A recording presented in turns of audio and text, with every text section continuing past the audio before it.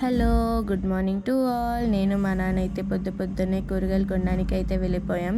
So ఎక్కడ కొంటున్నాం అనుకుంటున్నారా? మన నెల్లూరులో పెద్ద కూరగాయల మార్కెట్ అనమాట. ఇక్కడైతే ప్రైసెస్ అయితే తక్కువగానే ఉంటాయి అండ్ ఫ్రెష్గా కూడా ఉంటాయి. చూస్తున్నారా బయట అయితే ఎంత ఫ్రెష్గా ఉన్నాయో ఆ కూరలు అయితే. సో మేము అలా కొనడానికి అయితే వెళ్ళిపోయాం. ఫస్ట్ అయితే కాలీఫ్లవర్ కొన్నాం. కాలీఫ్లవర్ అయితే 30 రూపీసే. ఇంకా అలా ముందుకెళ్తే దొండకాయలు కేజీ 40 అండ్ మిర్చి కేజీ వచ్చి 30 రూపీస్. అండ్ ఇంకైతే ఇవి చుక్కులు అనమాట, విత్తనాల కోసం 2 కేజీస్ అయితే 50 రూపీస్ తీసుకున్నారు. చూస్తున్నారా కొత్తిమీర కట్ట ఎంత పెద్దగా ఉందో, 10 రూపీస్ అండి. కరివేపాకు కూడా 10 రూపీసే. ఇక్కడైతే టమాటాస్ మొన్నటిదాకా కేజీ 80 రూపీస్ ఉన్నింది, ఇప్పుడు 3 కేజీస్ 50 రూపీసే.